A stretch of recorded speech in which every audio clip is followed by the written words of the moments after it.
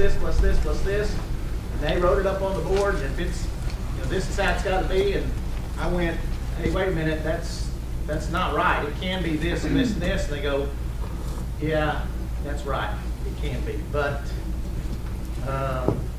don't say anything else to anyone else because we don't want them to be confused. But they didn't know how it was. They didn't know how AET kept records and how it pulled stuff into a particular set of records. They were unfamiliar with that. So anyway, our training was very limited. Then the other significant change, there's 4 of us at the table, and they'll have to be scored by 3 people. Okay? So if I'm scoring them and I'm really hard and I wind up getting your application and she's scoring and she's really easy and she winds up getting an application, it's got an advantage over one unless we both are there to kind of offset it. And I don't like that. And they do that in National Chapter 2. Is that right? There's 4 of you at a table and there's only 3 at a table? Yeah.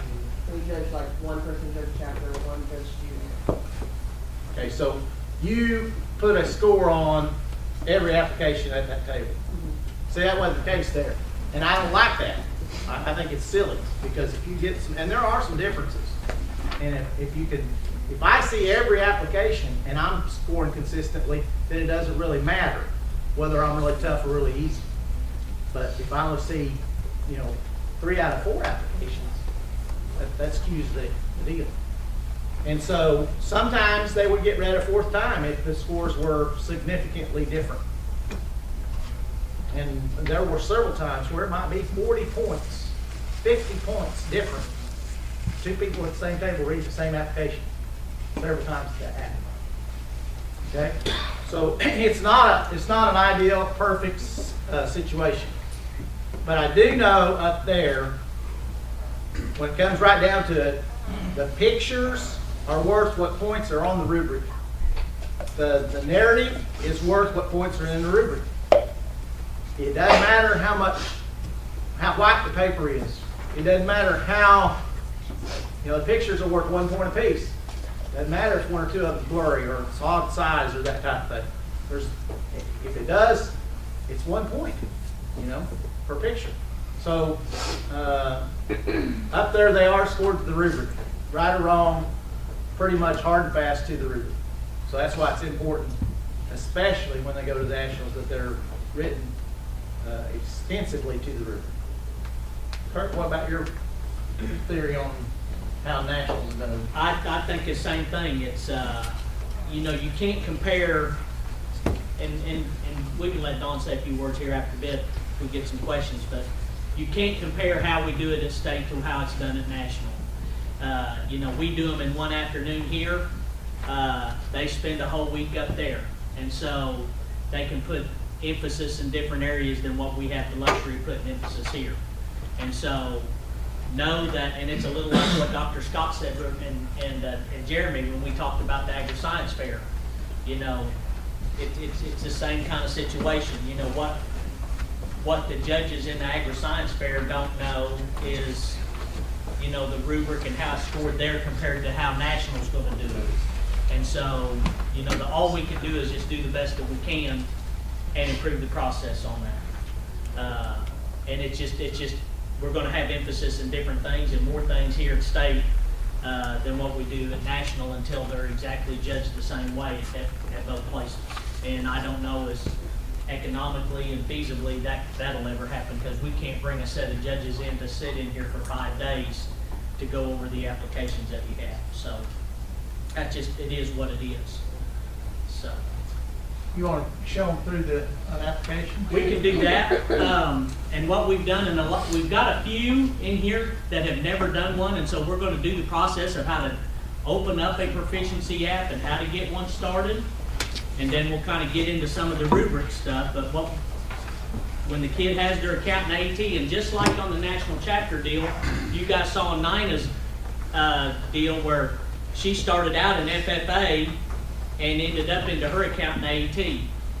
This will do the same thing. If you're in FFA and a student's has logged into their account in FFA and they open up a Proficiency application, it will take them into their account in AET.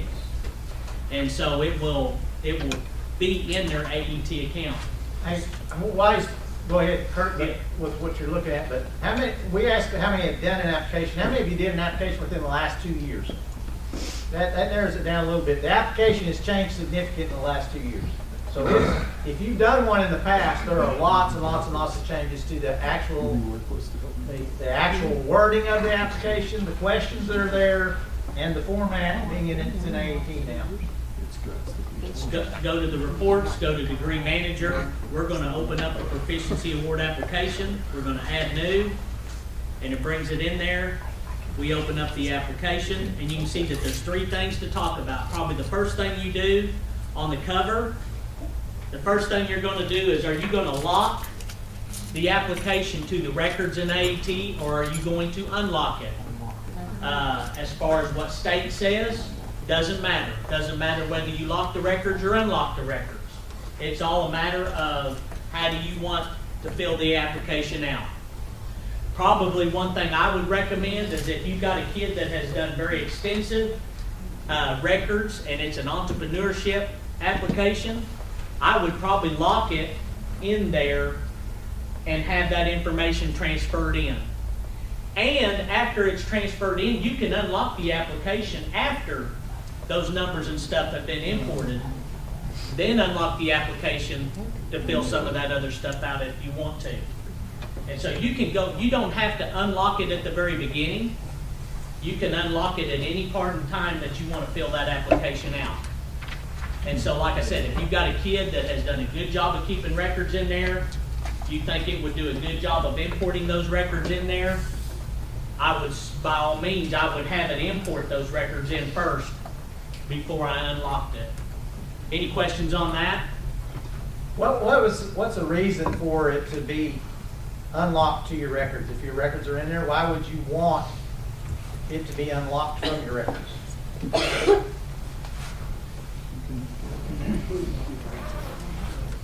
Well, all it's pulling out is, I mean, you can tweak on all the narrative portion. Why would you need to tweak on your money? Okay, that could be one explanation. The only one that I can legitimately that I can see, if your records are in there and they're accurate, is if there are parts of your SAE that, for example, if I'm an equine entrepreneurship kid and I'm rodeo and it's calf roping, I might want to take part of my beef entrepreneurship records that go to my roping calves, and those records go into equine, but not all of my cow herd wouldn't necessarily go into there. Does that make sense to you? There might be a small portion in certain areas that you would take, you know, a certain portion of a different enterprise that doesn't fit in the proficiency award. Don't have to match what? You don't have to be an AET to do a proficiency award. No. Yeah, and that's if you don't have any records in AET, you can still fill out a proficiency. Just bring it up. Every kid, if you turn them in on the membership roster, they have an account in AET. They can open up an application in AET. Unlock the application, they can manually fill the application out. Now, I don't know what's going to happen 5 years down the road, because we're in the last year of kids being able to use Excel records here. Nationwide, it's probably going to be forever or at least a ways down the road before AET is fully invented, because there's lots of states that don't participate in AET. Mr. Stacks, our staff, whatever, at some point in time might say, hey, your kids' all records have got to be in there. Every kid's in AET.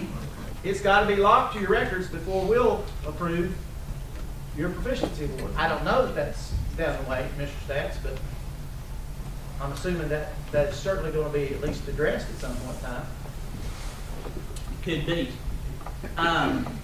The next thing I would pick the proficiency area. It gives you your selections to this. I think in this example we've got some beef and some swine. We're gonna call this one. Let's call this one just beef entrepreneurship. It's going to be animal systems. And notice the menu now that it's brought up over here based on what I selected as my proficiency area. If this was a placement SAE, it would bring up a different set of menu items that I would be able to select from. If it was placement, I would have the page where I would put my placement wage earning stuff in there. So it puts the menu over there based on what type of application it is. If it's one where it's a combined area between placement and entrepreneurship, you're going to have all of them over there. Would you, once you open a combined area? Let's do one that's combined. And you can open up as many of these as you want to. Notice it put the name of what we selected on that one. Let's say in diversified ag one is a combined area. Yeah. Entrepreneurship and placement. Notice, yes. Go ahead. This right here gives a lot of people some fits. What is this? But what a percentage of what? Is it percentage of the amount of time you have, the dollars invested that you have, your interest? It doesn't ever really explain that to you. If I crank it all the way over to placement,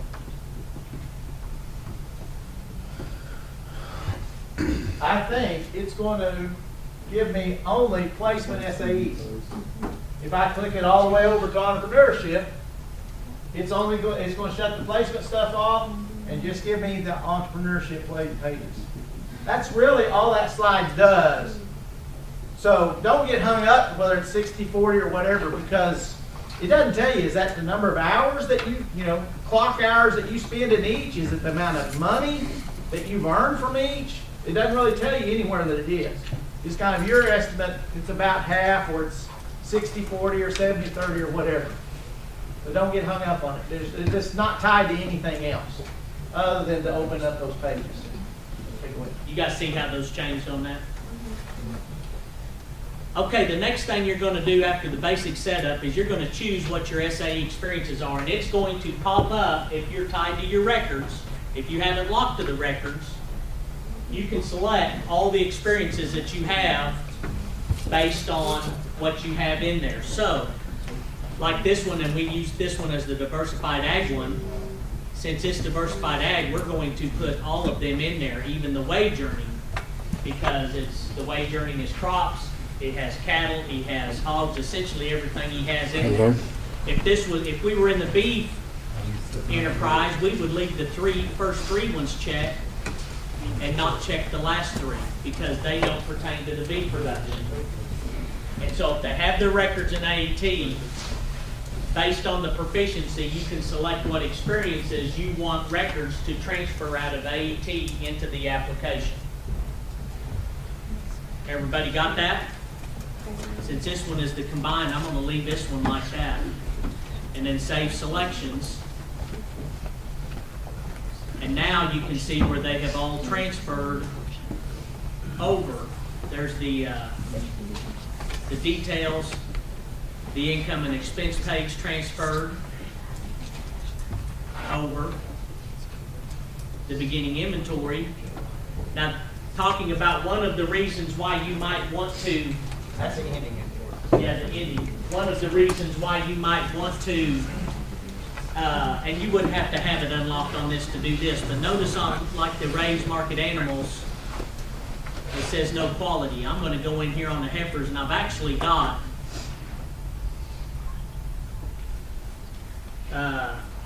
two Hereford heifers, and it had 1680, so I'm going to leave that value the same, and it's going to make me put something in there. And you got to put where you want it. And I got to put where it's supposed to go. Okay, let me talk about that for just a second. Where did that come from to begin with, to put into that spot? What is it though? It's any expense that you had in excess of your income for that experience. Okay, for that experience. If in this case, I'm guessing the cow herd. Can you go back to those where you clicked all those those transfer things. Yeah. Just, okay.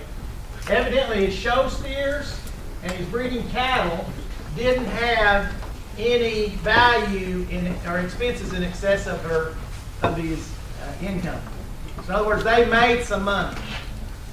This is saying that you didn't really make any money. You didn't sell anything out of that deal, so we're going to put it here on your inventory. Same way with what was the other one that was on there? Swine herd? Yeah. Well, swine herd wouldn't be a current inventory value anyway, would it? You're talking about probably your the sows sows, and your probably. boars. That's expenses that you haven't recovered yet. It might be in feeder pigs that you raised that you haven't sold or transferred out of your breeding herd. Okay? Don't know for sure what that is. It might be nothing. It might be you used to have a loss and you could go shut that off for that enterprise. That's what you've got to figure out. What is it? And what's the value? And I use this example all the time. If this is a cow herd, and just for the ease of figuring this, if I had one cow and I'm feeding $500 worth of feed to, at some point in that year I sold the calf for $500 or more, the current value of, go back to the inventory page, the current value of that for my cow herd is going to say zero. You had $500 worth of expenses and you sold something worth at least $500, so you really don't have anything left to sell. Okay? And that makes sense. Let's go a little further. That cow herd had that same cow, so she had one calf, and at the end of the year, I haven't sold that calf yet. Say it was just born the 1st of December. It's going to say, hey, you put $500 worth of expenses in this, and you haven't sold anything yet, so we assume that there's going to be a calf there somewhere waiting on you to sell. And it's going to put it under raised market livestock at $500, and it's going to say cow herd right here. That's going to be the name of it, whatever that experience was, breeding herd or whatever. Okay? Here's another thing that could happen. Let's say that cow had twins. You sold one for $500. You still have the other one. What's he going to put there for a value? Zero. Is that accurate? No, you still have a $500 calf that you need to put on there. Well, you can't do that from this application. You've got to do that from your records and change that value on your records and then let it pull it in if it's locked to your records. Okay? But that's why this swine herd, it may or may not be anything. If you don't have anything to sell from your sow herd and it lost $187, you got to go back to your records and shut that off or change that value in your record book where it's going to put it on there. You may not have, or that kid may not have anything to sell, a value in it. I'm going to, we've got everything transferred in there. I'm going to show you guys what it looks like, that page, if you wanted to unlock the records. 13. Number 13, and you can click there, and it'll ask you, are you sure you want to unlock that, and say yes. We go back to that page, and you can see that it has a little bit different look. It still has our information that transferred into the application that we asked it to, but now we also have the ability to go in and add that other inventory in there that maybe either didn't transfer or take this out or now. take that out. You can delete it. And so by unlocking it, it gives you a little more flexibility to do some of that stuff that he's talking about. But really, from your records, this should be managed on the backside of your records. Same thing on the placement. I changed the percentage just so that the placement experiences would show up. And we can see that we did have, the last year he had $550, 55 where he worked for a farm and some expenses there. But you can add in any of that information that you wanted to. Put the year, let's say in plant systems, he worked at the same place. This right here, you type in the description, And I'm gonna tell you on this description, and I haven't messed with this, and one of the things we were talking about earlier, it will transfer a description from the record books. If you guys notice on that experience in the record books, when you go to your experience manager and it's got this notepad over here, whatever you put in here will transfer on a placement side of it. It will transfer into that box and that explanation on the placement. The thing I don't know is there's as much, it counts the characters. I don't know is there's as many characters space on this as there is in an unlocked application over here. And just messing with it what little, I think there's actually, if you unlock the app, I think it gives you more space to type more stuff in there than it does just previously. But I started putting one of those deals in, and I was going to just type that in, and paid hours.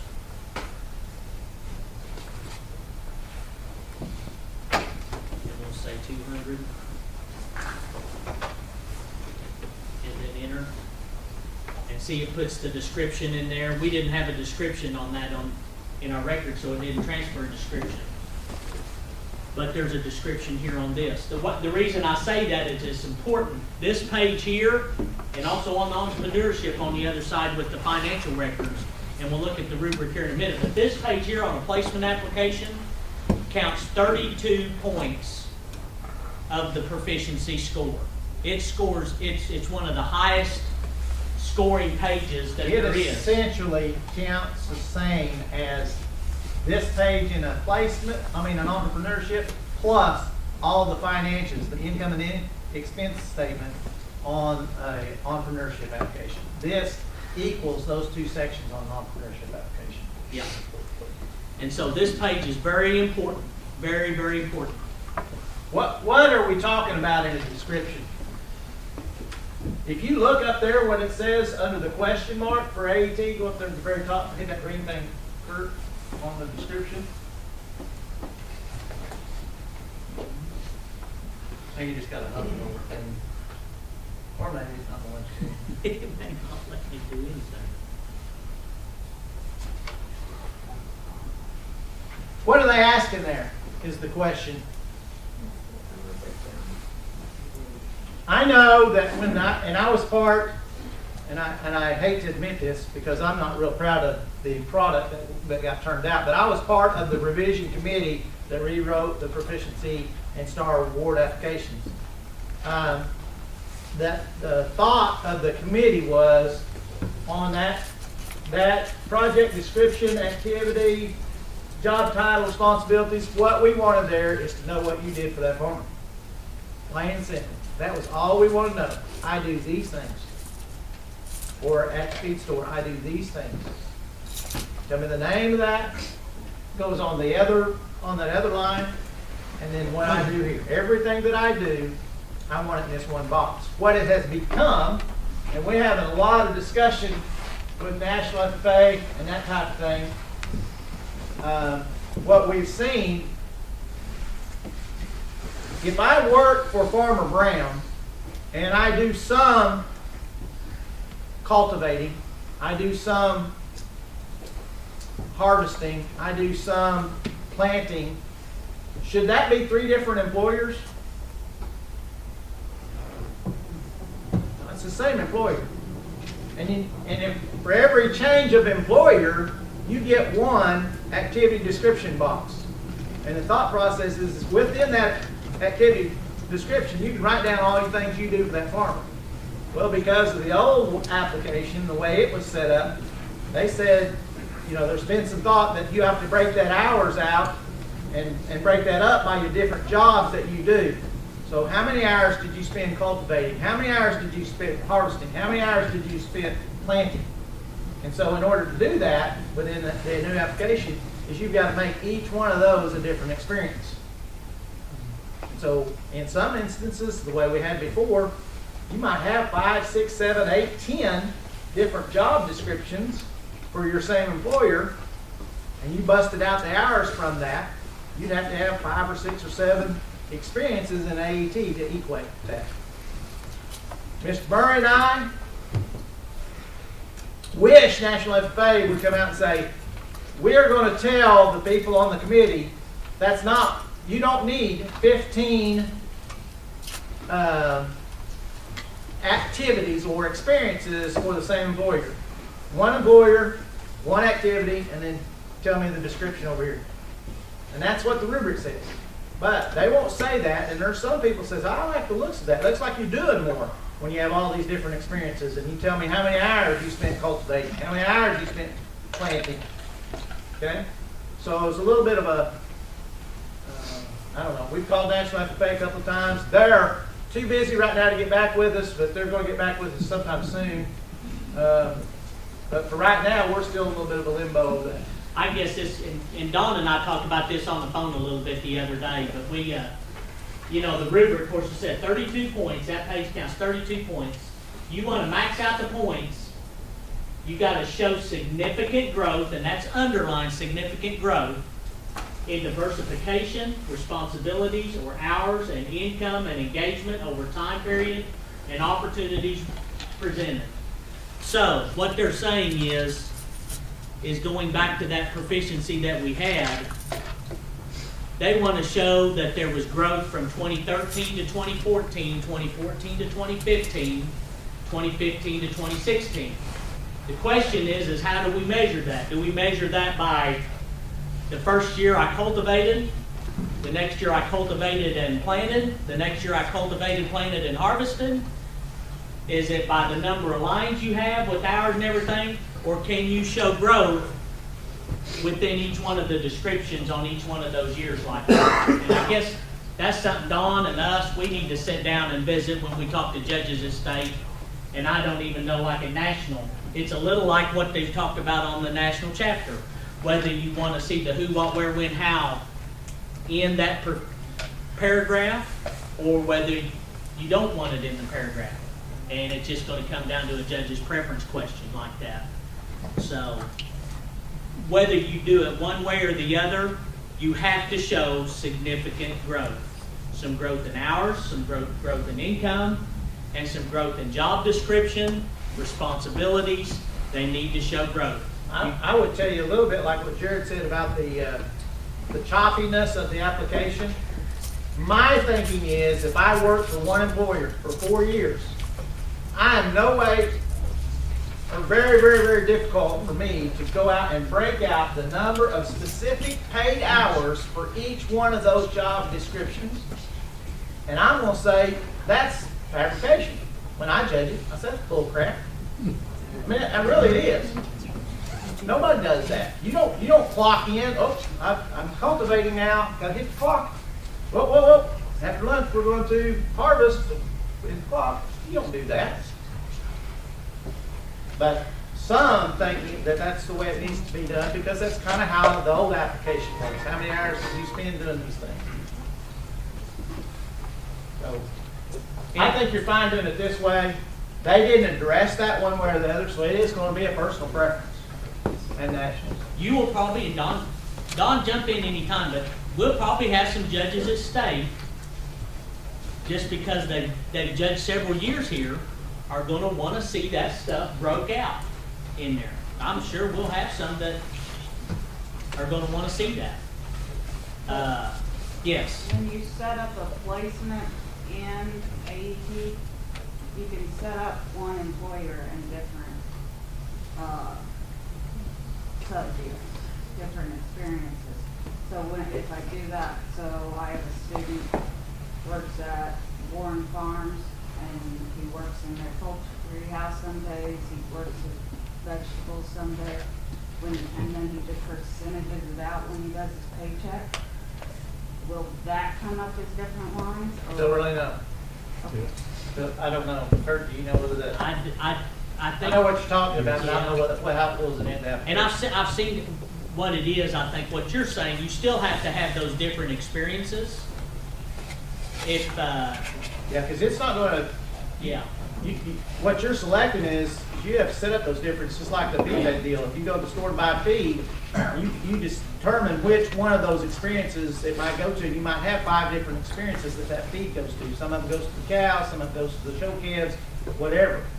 And I think that's what it is. But you'd still have to have those different enterprises or experiences set up with them. I don't know. I think what you're saying is if you have a kid that works for a farm, and let's say they have beef and swine, those are 2 distinctly different types of proficiency areas.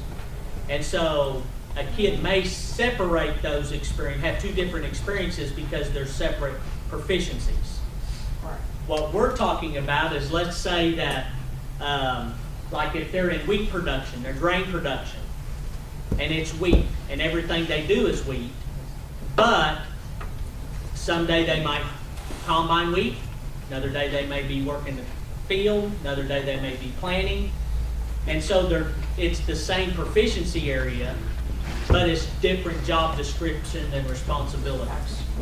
And so, Or the swine, one day I'm air notching pigs. That's all I did all day long, air not pins. One day I'm cleaning pins. That's all I pretty much did all day. Are you going to separate that out individually from an employer? Probably not. If it's a completely different deal, yeah, you probably need to do that. If it's a completely different proficiency. are we getting kind of deep in the weeds for you, or?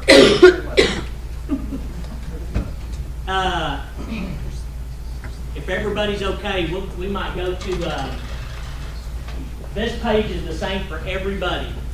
This is your income and efficiency factors, outcome and efficiency factors. It is efficiency factors if you're entrepreneurship. It is outcomes if you are a placement. But they pretty much say the same thing. Did I lock this one back to the records? No, I didn't.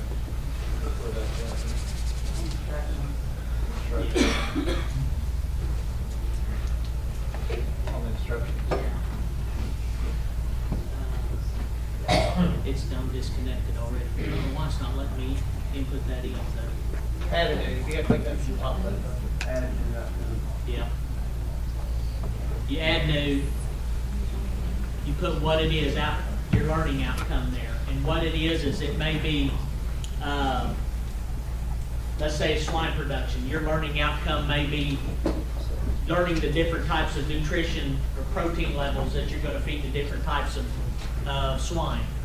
Protein levels of feed versus sows versus feeder pigs, or growing pigs versus finishing pigs. So you put that in there like that. You put what year you began and at what level of knowledge did you begin at. Most of these are going to be a pretty low percentage entry level. You might be, you might say in 2013, when it comes to protein level on feeder pigs versus growing pigs, I may have only known about 5%. Today, I may be at 75%. But on that application, how many of those drop downs can you add? Do you gotta have 10, or do you? You have to have a minimum of 3, a maximum of 5 of these on each application. So how many should you have? 5. I would have 5. Now, let me give you my 2 cents on this, right here on this level thing. And I hate it. If you don't mind, Kurt, Yeah. flip that out there and go to the help section on that. Where it says learning outcome, put that question mark here. It led you. Oh, this right here. Yeah, not that one, that. That's not showing those. They'll tell you that same type of thing, that it shows, the example they use is something about, when I first started the project, I had 10% knowledge of protein levels in swine rations, and now I have a 75% knowledge of protein rations and swine protein levels. That number. That's what I say. The ones that when I judge that I give full credit to, that better say something about it was evaluated by somebody other than me. My employer says that now I am at a high level, or he allows me to do some more in that description, that because I have attained this high level, my employer allows me to do something. But tell me that that person is the one that gave that, not self-assessed, because it's just BS. And when you put numbers in there like 42% knowledge of swine protein levels and rations, I'm calling BS from the start. Okay? Don't fabricate it to that end. If everything started at 0 and now you're 100%, in fact, if you put very much in there that's 100% knowledge, yeah, right. I don't want to see that, so I wouldn't do it. They're really hard to do. They're really hard to do, but the best ones would be something that your employer assessed. Okay? Hey, I passed a welding test with certain percentage. That shows me that you're efficient now at that particular position or whatever from your employer. And it doesn't necessarily all have to be, maybe you're, hey, when I first started working for the swine deal, I had no knowledge about pork quality. Now I passed my PQA certification. And so the knowledge was none, because that could be just a verbiage in there. It doesn't have to be a number. None, and then my high level is PQA certified. Something along those lines. On an entrepreneurship swine one, it could be like what that old group used to be too. You could have on efficiency factor, it could be, in the beginning I had 4.5 live pigs per litter, and now I'm at 7 live pigs per litter. And an entrepreneurship needs to be efficiency factors, Yes. not learning outcomes. Yes. Something measurable, and then you relate that to how you're using that to adjust your deal or what credit that has given your enterprise. In other words, because this went up and I was able to, and equate that to dollars. I was able to sell this many more pigs for a value of this much. That tells me, yeah, you're efficient, and you know why you need to be efficient, because it equates it to how many dollars back to your pocket. If you're justifiable, like Guy said a while ago, you're no different than if you take a stock trader out there and you try to tell me that 10% of the time you use it for swine and 30% you use it for cattle. It's my best guess. But if I can justify why I do that and how I do that and write it up to the point that it actually makes common sense and it actually justifiable, then to me it becomes common sense. Is it really believable? Does it really happen that way? Because guys, there's a lot of this stuff on any application that's a little bit blue sky, that's going to be a little bit controversial as to how I use it, when I use it, what portion I use it. But if I've got a stock trailer, I'll bet if I'm going to use it, somewhere in there it's got to come out to 100% of the time that it's in for something.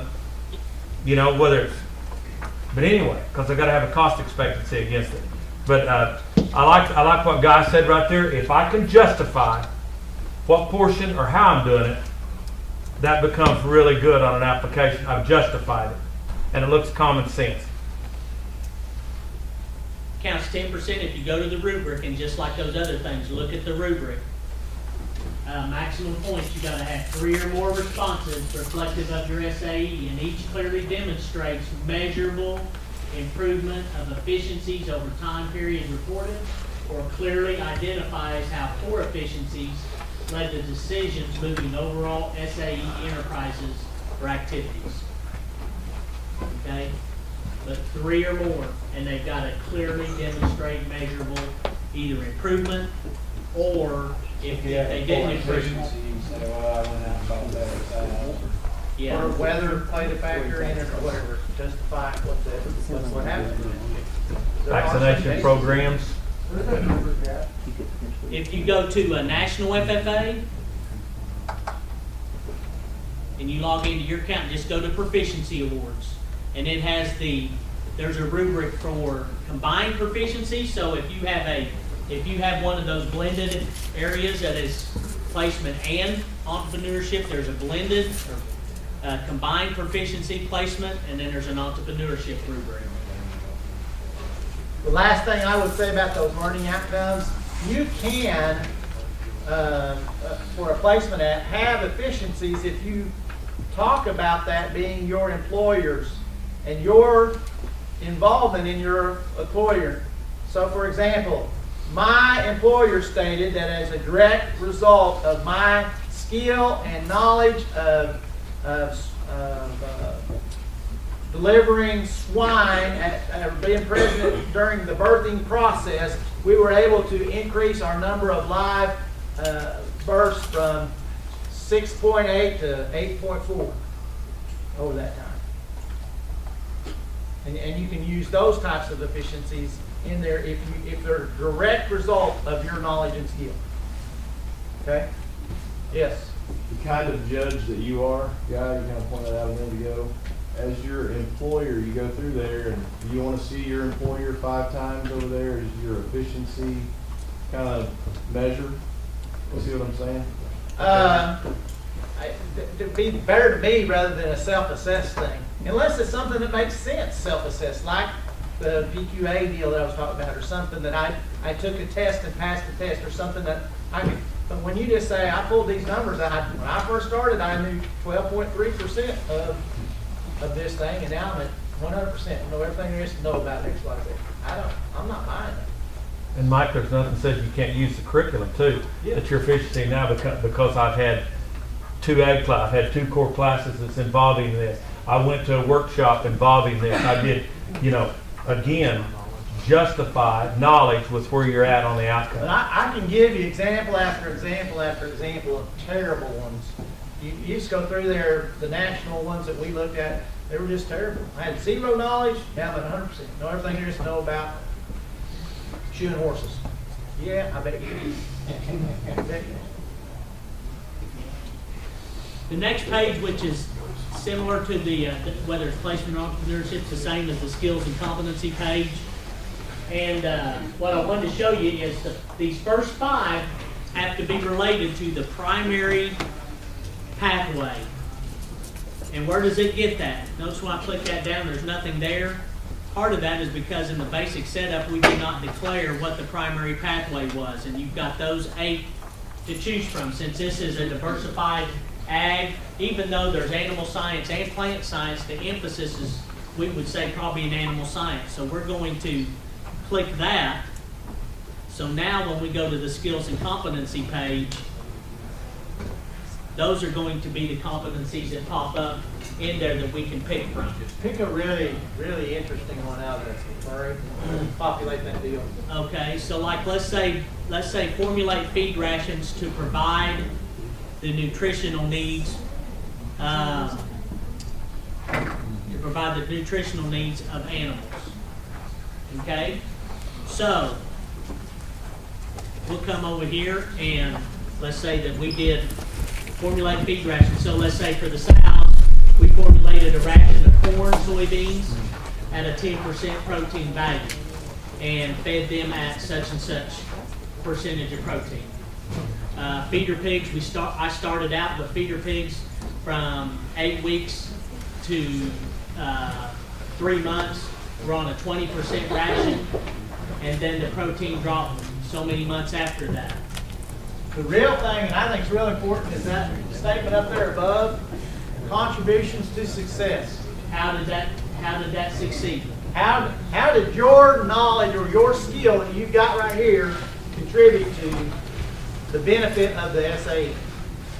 The most easiest way, as a judge who looks at these things, is show me some quantitative measure that reflects something that I can relate ultimately to profit. Okay? One of the hover deals actually worked there, and it actually ironically talked about nutrition there. It says my market animal averaged 2.1 pounds a gain per feet on feed, and this caused my project to have improved gain, which resulted in lower cost per pound of gain and improved profits. I'd take that one step further and tell me how much more money, based on that particular pig crop or whatever, how many more dollars I was able. By saving this much money, by increasing my average daily gain, I saved this much money in feed, and that resulted in my bottom line being increased by 6 pounds. It might even be a little too where if you ground your own feed or had your own feed ground versus what it would cost you to buy formulated feed to feed that stuff, you might even have a difference in cost of how much you save. Yeah, and it doesn't even have to be on a per pig basis. By doing this, I was able to save, $3 per 100 or whatever it might be. Yeah. Tell me specifically what your contributions are, or what this knowledge and skill was able to do for your program. By doing these things, by this knowledge and skill, I was able to lower my death loss by this amount. Or, weaning more pigs, or whatever the case may be. You do those 5, and then these 5 are from any pathway. So like on this one, you might have something that's related to animal science. You may have some agribusiness skills that you learn in marketing. You might have some, if you repaired your own equipment, rather than buying new equipment, you repaired your own equipment. You might talk about how much money you save by because you are a welder and you can weld your own stuff back together, or you can weld things. That saved you so much money on equipment. And so they don't have to be with your primary pathway. They can be other pathways. Click on one of those up at the top too. These here. Yeah, and then scroll all the way down to where you get out of it. See that AS, that stands for Animal Systems, that's the pathway that we pick. If you go towards the bottom of that, Mr. Murray, know that's what you from the skills. Yeah. Are you all the way to the bottom? Yeah, I think it'll just, since we got animal science, I think it'll just bring the animal science up on the primary. I thought it would let you put cluster skills in there. I think down here, Yeah. But I thought they could sit, that those before could be out of the cluster skill.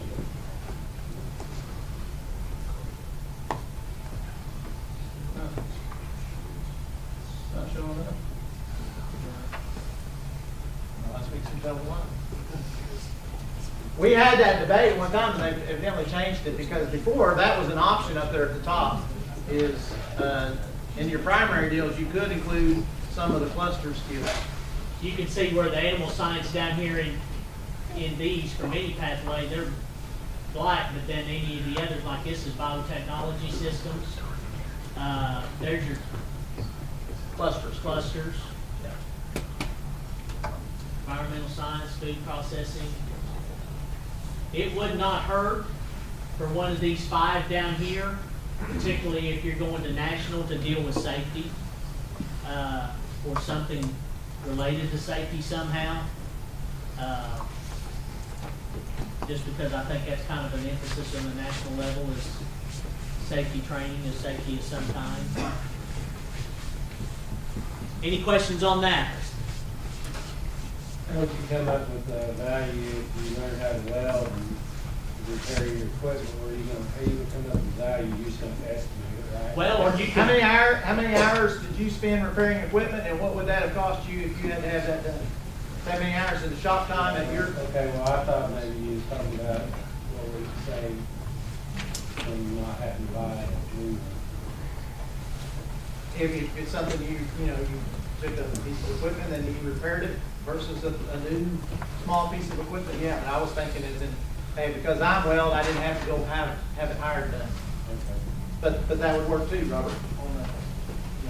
It's an estimate. Yeah. And you can say that saved approximately this many dollars. Estimate. Well, not necessarily. I mean, you can. What's your average daily gain? That's not an estimate. What's your number of pigs born per litter?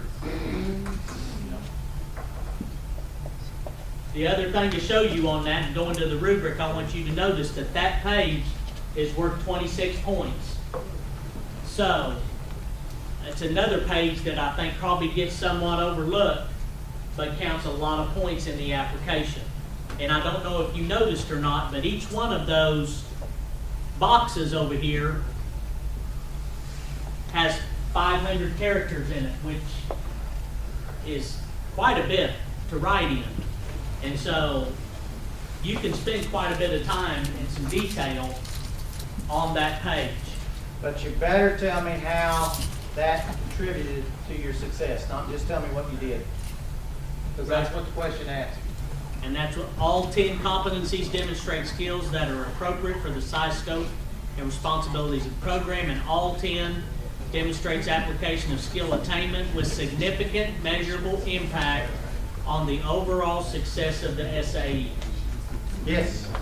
I'm trying to remember, did we get feedback on the applications we got back this time? No, not for national. No, I'm in the state ones. Yes. We did, we got like a sheet back Yep. based on. You did it on the winner. Yeah, on the winner. But what about the ones that don't win? No. How is there a way, I mean, kinda like that national chapter thing that she's talking about this morning, is there a way we can maybe tie something to that, or where you could give those back to those kids, you could say, these are the reasons why you weren't a finalist, or this is why you were second this year, instead of.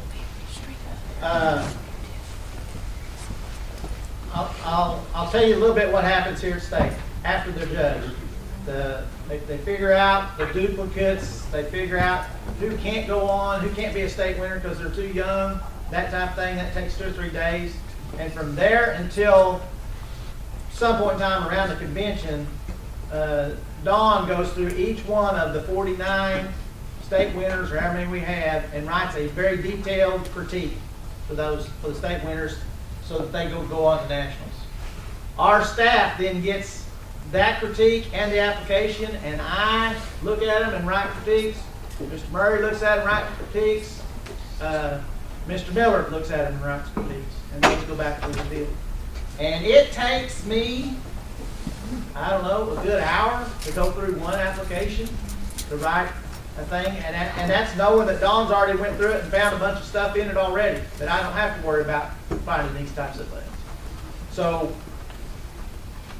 yeah, it'd be nice if you could, and I don't know, and Don can talk about that when he gets talking about how they're judging state, if they can, put a note in there as they're judging them or whatever. But some of those areas here, state's going to have 20, 25 applications, and they're talking about doing them all from 9 o'clock in the morning till 3 o'clock in the afternoon.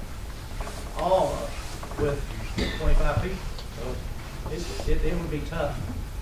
What I would tell you is, if you have a kid that you think's done a really good job and you didn't have any success, or didn't have the success you expected, call me. I'll look at it, or Mr. Murray, or Mr. Miller, or Don, because we can all access it from right there through AET now, and look at the application and tell you what's. Same way with beforehand. If you've got an application that you would like some opinion, Rose can do it too. She's critiqued them as well. We can all look at them before you turn them in. Yeah. We can take a look and say, well, I would probably do this, or I'd do that. Mr. Murray, make sure too that they know, and guys, maybe you're going to cover it. Guys, make sure that you know, or that you're very, very confident that a young person's proficiency award is in the right area. Were you going to cover that? We will. Okay. The rest of it, the resume, and fill it out, and you use as many of the characters as you can to do that. The photo page, just like on the national chapter this morning. I thought what Katie said on the phone, and I've taken hundreds of pictures with my phone and didn't know what she told us this morning about the HDR deal. I think that is some of the best information you can get on taking pictures, because I think every one of us takes pictures with a phone now. But your pictures need to be of good quality. On the handout that the guy gave you, there are some tips on here that came from National about what those pictures need to be like, how they need to be, how to improve them. More than anything, what you need to do on those pictures is just a little like what Nina said on the national chapter. Tell us something of how that picture is a skill, how it is an action shot. Tell us how it pertains to the knowledge and skill that they've gained in their program. Be detailed with it. And even talk about how they progressed from the time they started to the time they ended in that program. And I think that's real important, especially maybe more important on the state level, because of the amount of time that it's spent at nationals, making sure that you read every page and you're scoring right along with the rubric the whole way. These pictures are worth 1 point a piece.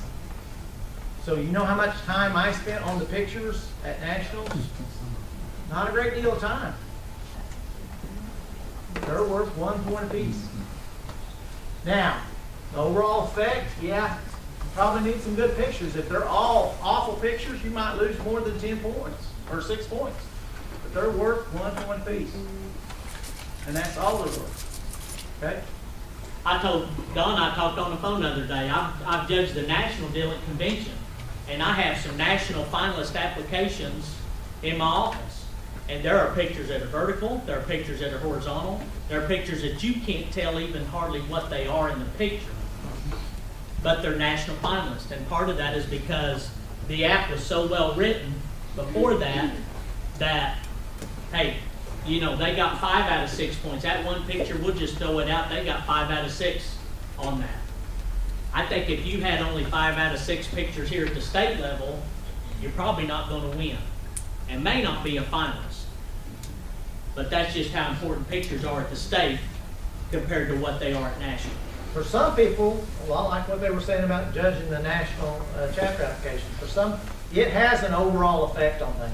You know, like Dinah said, and I know I judged, the first year I judged with her on proficiency. And that's a lot of those judges. The first thing they would do is open up the picture pages to kind of see what the application was going to be, to kind of get a feel for what they were doing, what their projects was. But now that the narrative part has changed and you're supposed to tell that up very front, used to you kind of didn't know what the project was until about page 2 or 3. And since that's changed a little bit, the pictures, I don't have to see them at the very beginning. And here's what I will tell you, pictures can hurt you. If each one of those captions, there's a picture of a kid doing something obvious. Here I am. This is me. Giving a cow shot. Do you think I'm stupid? I can tell that's what you're doing. Okay? Don't use, here I am. This is me. In this picture, don't ever use those phrases. Okay? Don't ever use those phrases.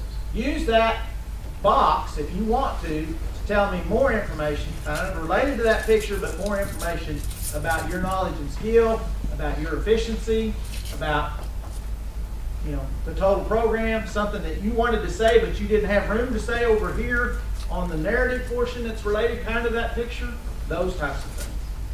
The other type of things that turn me off on pictures, and I'm maybe speaking out of turn a little bit more, you can kind of chime in too, used to be, a long time ago, and I remember when I was filling them out for my students, I always said, I want to see the kid's face. I got to see that kid's face so I'll know that that's that kid in that picture. Okay, so there's pictures of, here I am digging a ditch, cheesing at the camera. Does that happen, really?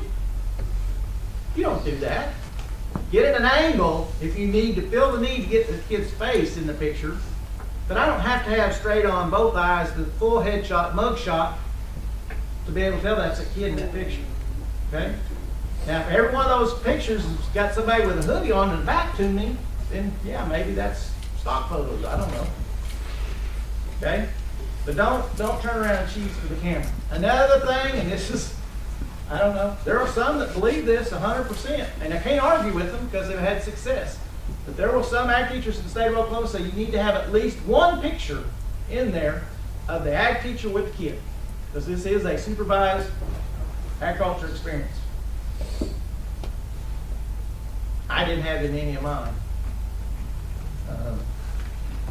pictures of me with the kid in them, but I see a lot of them at nationals that don't have them that are national winners. I see some that do, so I make that a choice up to you, but I don't think there's a requirement. Again, it's worth one bit. Change your clothes. If you're going to take them all the same day, change your clothes. Please, change your clothes. You use the pictures to validate the kid's knowledge of what you put in the application. It's a little like what Guy said. You don't need a picture with the ag teacher in there to validate the kid's knowledge of what they're doing in the SAEs. If you've got one, that's fine. The other thing, but that's not a requirement. The other thing about pictures, especially on the beef, the equine, all those that there's some kind of livestock showing going on, I don't need but one twin picture, max. If I see 5 win pictures out of the 6, that pretty much tells me your SAE is spending lots of money on show projects and going and trying to win a show. And that's really probably not what our proficiency award should be for. Okay? One of them is plenty. What about the record keeping picture? I didn't have to see that either. I didn't have to see that either. If it's something unique, and I'll brag on my kid. When she did her application 15 years ago or whatever, we didn't have an official SAE record book, Excel version. She built her own record book in Excel, or actually she modified an existing one to do what it needed to do. And that was one of the things that she kind of featured in there. Then yeah, you need to show that. But showing a kid working in AET, I don't know. I don't think you sure don't need it in every application. I think there are a lot more skills that you ought to feature in lots of different applications than would be record keeping. That's just my thought. National FFA has some sample apps on that web, and I pulled the one up that was the sheet proficiency one that won last year. And you can see some of those, these would be efficiency factors. And you can see a little like what Guy said. Notice that on this entrepreneurship, average sale prices show lambs was one of them. Number of states that they marketed in, increased percent of registered hemp use, increased number of breeding ewes. Record keeping, that's probably a pretty weak one because that's at 100%. And that's one of the perfect one I'm telling you. The good thing they had 5 if I was judging that, because I'm not going to give them very many points for that. Yeah. But you can see, the one thing I would notice that every one of these over here on the right has something that you can validate. A quantitative measure. A quantitative measure, something that you can actually say 75% increased hemp use by 75%, had an increase of 38% in the number of breeding ewes. Every one of them, this one again, this was the weak one over here, but every one of them had something that was measurable. Don't put something in there that's not true or contradicts your records. Mm-hmm. If you tell me you went from, if you increased your herd by 38% and you have it over on your scope page that it's only 15%, I'm gonna catch that. I'll look. And then that other skills page, it's worth quite a bit. If you look at this over here, give you some ideas over here, and there's, we talked to National the other day, there's not a lot of really good placement examples on there, but there's 2 or 3 pretty good entrepreneurship ones. And you can get, again, you can see that whatever this performance indicator is over here, they've got some measurable contributions to success over here. We didn't talk about the narratives at all. This right over here, not really. No, I'm talking about page Oh, 1 on and 3 on 1, 2, that 3. position. Yeah, we did tweak that. And you probably should. At least you gotta take a look at it. You can do it within that application We right can there. just do it right here. The performance review is 3 pages of narratives, and this is what takes so long to score, and it's worth not as much as the financial stuff, but it's still worth a lot, and probably is, in essence, it adds a lot of value to the application. This very first question says, explain your SAE and how it relates to this award area. That's the question, and you'll get a lot of different explanations here. We'll see if there's one. If you poll judges who have went, and they'll say the number one thing that you hate about proficiency applications, I'm gonna say it's gonna be one of these 3 things. Number 1 is, in that question, the statement is, when I was 2 years old, my grandpa gave me my first fill-in-the-blank animal. Every one of them reads something like that. I've always wanted to raise Hampshire sheep.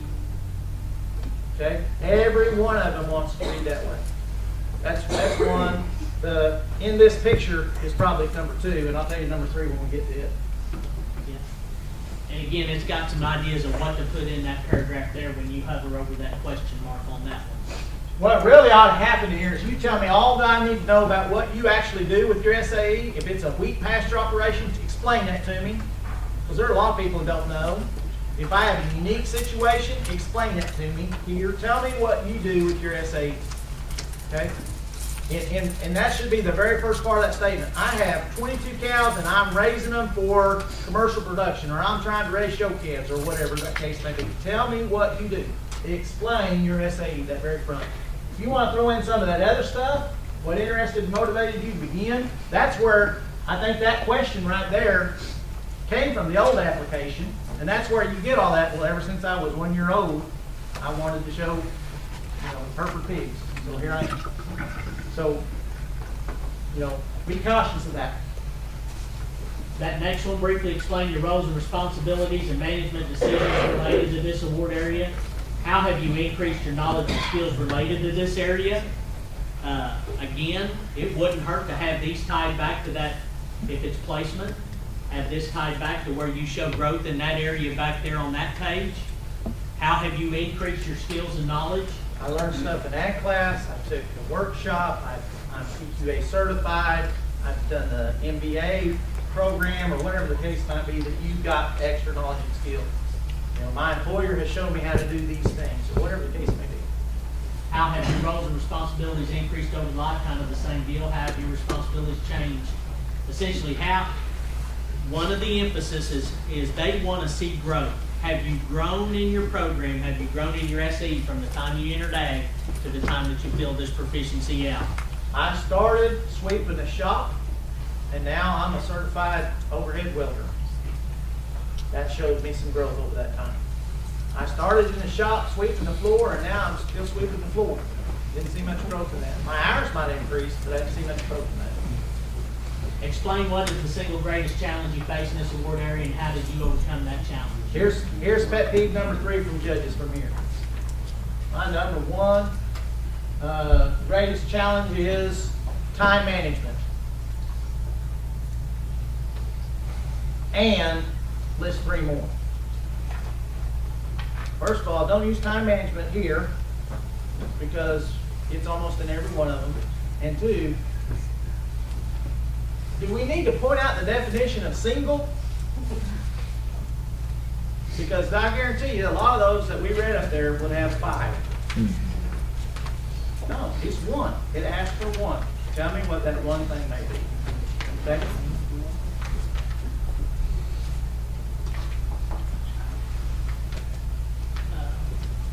Briefly explain your 3 greatest accomplishments or findings in this area.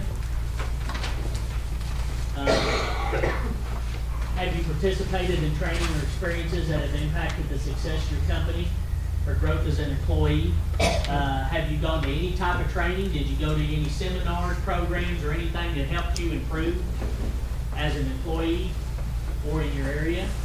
As an entrepreneur, have you increased or expanded your enterprise? Has your research produced findings that support or reject your hypothesis? Did a research experience lead to a new patent or method?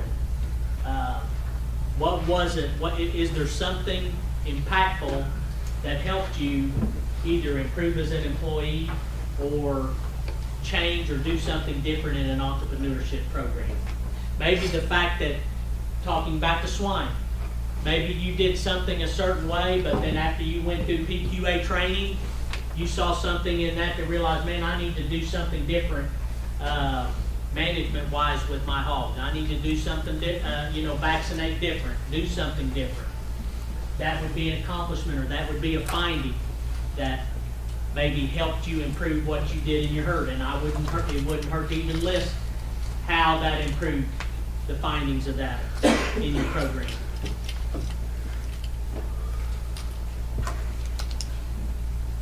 And then identify 3 experiences from your SAE in this area that impacted your future. I was hoping one of them would put there, because I would have given full credit for that. It says, I don't know, I'm not Nostradamus, I can't see what the future says, because it says how this will impact your future. Specifically, tell me how this is going to impact your future. I don't like that question at all. How do you answer this in any of these areas? you better tie them to the skills that I learned now in this project. It's going to help me, or I expect it to help me in my ultimate vocation, or in college, or whatever. That's what these things need to say. Something along those lines. What are the skills that I learned was this, shoeing horses. I learned that from my equine placement. Now I can go on weekends and do it while I'm at college, and it'll help me pay for my college. And I can see that might impact the future. And that's the 3 pages of narratives, and then you get back to where we started before on those other pages. So, is there any part of the application we didn't cover, or some areas that you guys have some questions on? Would you talk about the personal pages and what should be included in that? Yeah, and on the back page of the handout that Guy gave you earlier, there's just a few notes. That personal page is really kind of eye-opening. I mean, it's open for anything you want to do. It's the one page that they give you to just, if there's something that is hard to explain in an application for a student, or if there's something that is unique to that student. And one of the examples I always use is if you've got a kid that's in beef production and they went to AI school and they got a certificate for that, I'd probably show a picture of that certificate on that page. If they went to chemical applicator school, if they went to if they have any type of certification in something, wouldn't hurt to show that.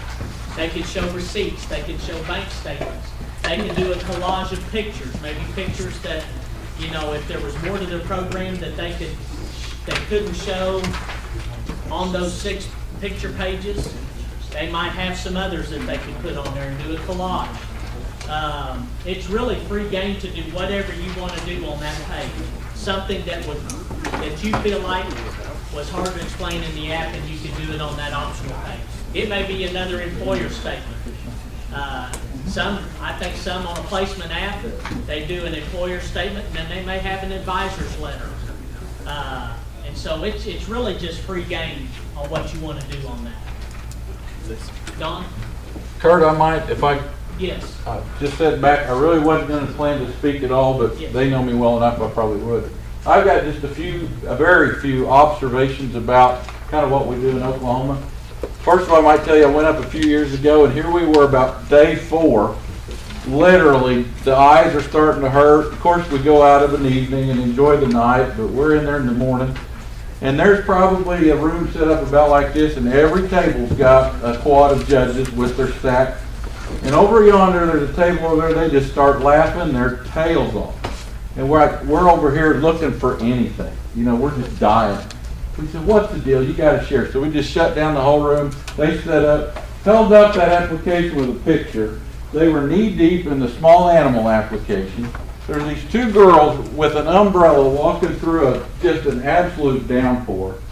And the caption was, during a recent flash flood, we had to initiate our small animal evacuation plan. And they were carrying a box with the 2 rabbits out. It was creative. It may not have garnered any points, but it was creative. But it made me kind of think about some of the things that we've seen. And Guy and Kurt and I, we've had arguments and discussions and cussings about all these. Some of these apps, you got to remember, hey, you guys are all starting at the same box with a blank application. He showed you 2 tools today that I think are very impressive. One is those green question marks up there. Every time he clicks into one of those boxes, there's some help stuff right there. When they talk about the rubric, keep in mind there's 3 of them. There's a rubric for the entrepreneur, there's a rubric for the placement, then there's a 3rd one for that combined. So keep that in mind, that those are separate depending on which one you're going into. As far as the Oklahoma judge, I want to kind of go back to this guy's question earlier about, we'll invite somewhere between 33, 35 folks. We'll try to put them in 3s in a room, in this room right here. In groups of 3, we'll start in the morning, and we'll only give them instructions probably for about a half hour or so, give or take a little bit. Kind of covering the highlights of those differences between placement and entrepreneur. Try to cover a little bit about the diversifications and what's in there. We kind of go through the rubrics a little bit. These folks are just like the folks that you're gonna run into in the speech contest. There's a cross-reference between lenders, college folks, agriculture instructors. There's a smattering of everybody, males and females, as well as pretty well cross-represented from all the districts. I've got a little note right here that says, get yourself invited if you want to. Every year we're looking for a list, and Guy and Kurt and all the other district supervisors provide us with lists of names of ag teachers that might want to be in that room. It's not a bad thing to do, because you'll get to hear some of those comments and things and those observations. So by all means, if you have an interest. The downside, it's always right during stock show time. It's right about that time everybody's in county getting ready for district stock show. So that's kind of the downside to that. Here comes the pile to the table. And we've asked them in the earlier remarks, the top 3 or 4 apps, we'd like for them to rubric them out, score them out. At that point, it becomes a group of people and what they do with it. Some people are such that they start with an app and it's going to start at 0, and they earn points along the way. Some people may be such that, okay, I'm starting here at 100 and I'm looking for deductions of those points. Just depends on how they do it. Another little note I wrote down here. If I get to where I've got 2 really good apps, and I don't know really, I think most of the tables go back to the old scoring. 1, 2, 3, 1, 2, 3, low score wins kinds of mentality. If I got 2 good apps, what am I doing? I'm going to go in there and look for a deduction. I've got to cut the tie, and so I turn myself into where can I dock the app. Different people do that in different ways. Prior to that, they are screened. We'll go through, and this is a big deal too.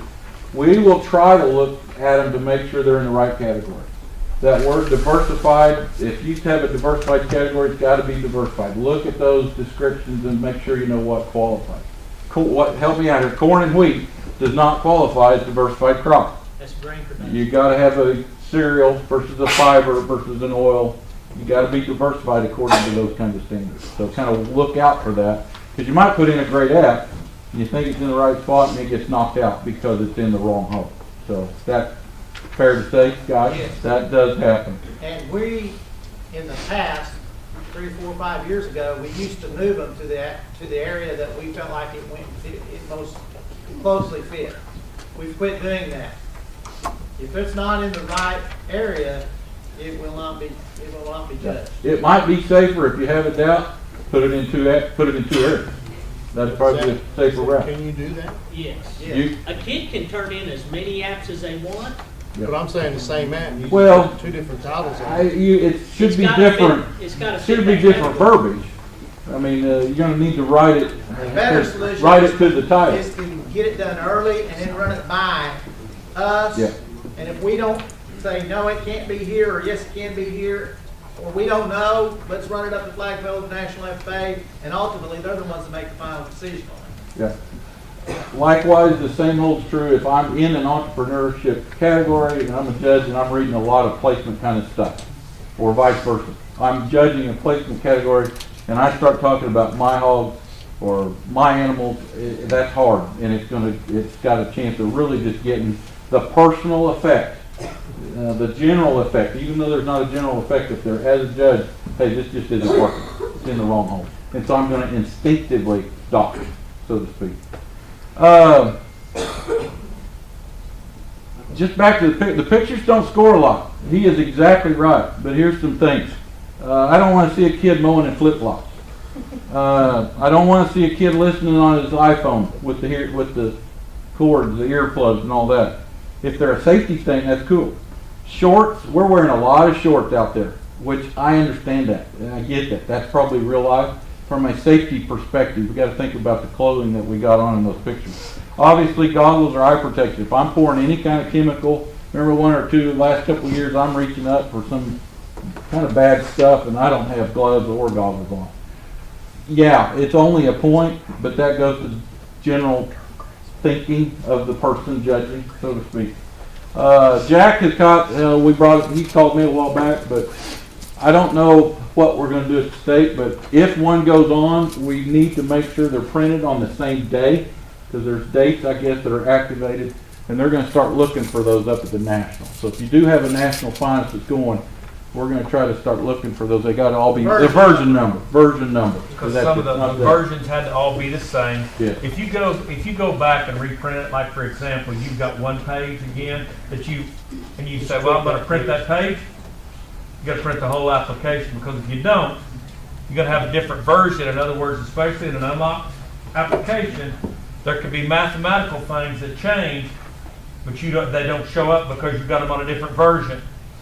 And guys, the other thing I'll tell you, the reason we don't move applications anymore. We don't correct applications, right? We don't make any application corrections until after they're viewed at the state. When we would have something that maybe is in GO production and we moved it to diversified, and it wasn't diversified, but what does the cover say?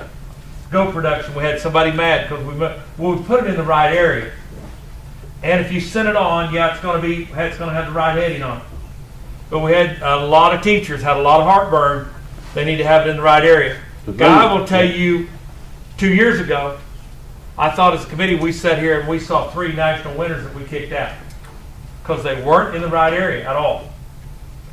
And I'll also tell you that's another point that Mr. Murray and I have talked to. Even they said this morning, if you call Nationals and Nationals says it's fine, I don't care. They'll always answer you back on send an email in with that application or something that says that I verified it. Or call Guy and say I verified if I'm in the Northeast. If I'm in the Southwest, Mr. Murray, I called National and they did that.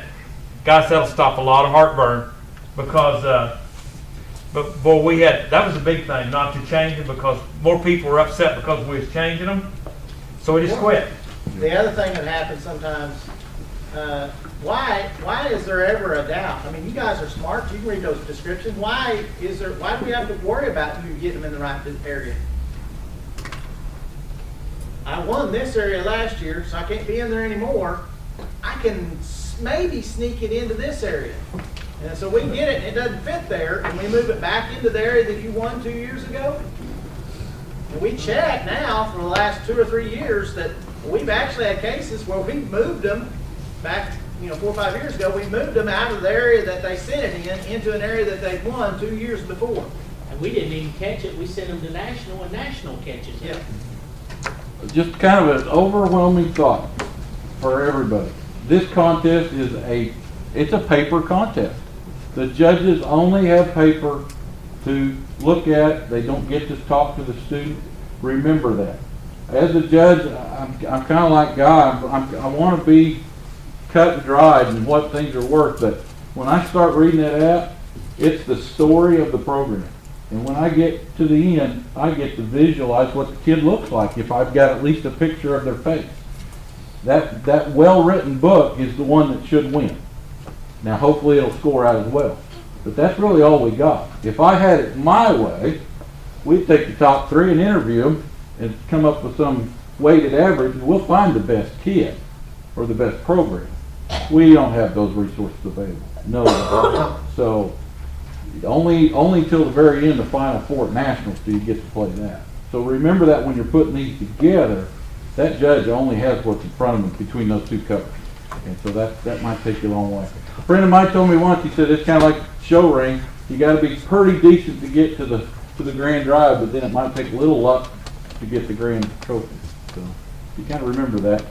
Keep doing good. You'll get there. That's all I got. Appreciate it. More than I thought. But I'll tell you, there's nobody on this. Guys, something I wanted to continue to talk about these in-services. I want everybody to be familiar with what we do in the process and how it goes through. And I want everybody to be able to say, yeah, I got help on trying to write these things. I will assure you, I'm going to brag on this, there is nobody in our staff, that will not help you if you send it here and say, does this verbiage sound good? Does this fit? Is this a good efficiency factor? Even back on agri-science, there's nobody here that won't help you. I'd say if you don't use that opportunity for the people that's taught, it's your fault. It's not ours. It's your fault, plain and simple. I've argued the fact, guys, and one of the reasons that we've gone through part of this stuff, proficiency awards, people said, I've had more opportunity for kids to become fictional on a proficiency award. Hogwash. I don't care if it's digital or handwritten, The person that fills it out is the person that fills it out, whether it's honest or it's dishonest, and how it looks and whether it isn't or whether it isn't. But guys, I'll tell you, I will assure you, on those pages, you can't imagine the arguments that Mr. Shoulders and I had with nationals over how many points that stuff counts for.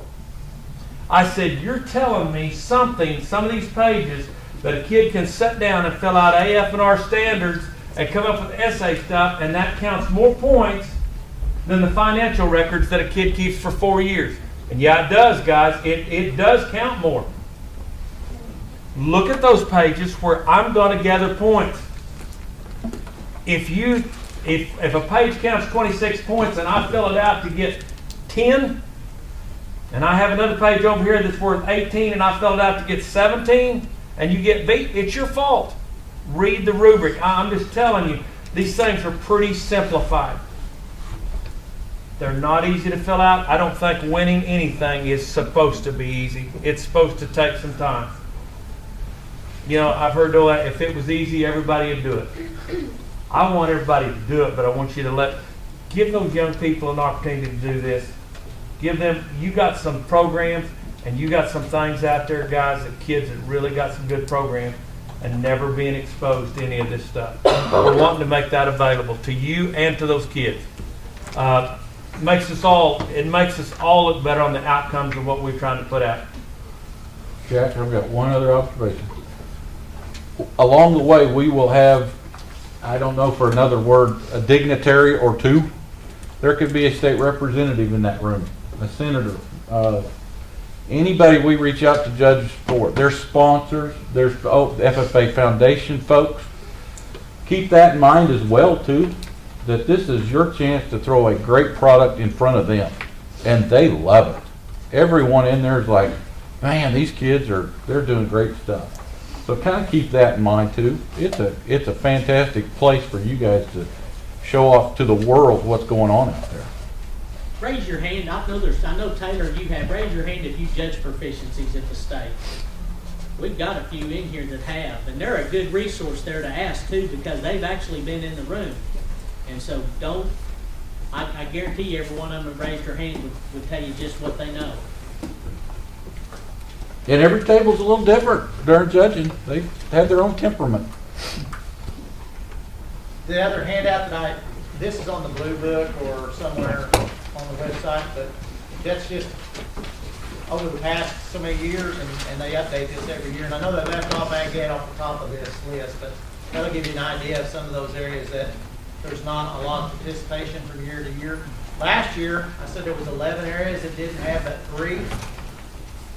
That was a pretty darn good year. There's been several years where we had 2 or 3 areas that didn't have any.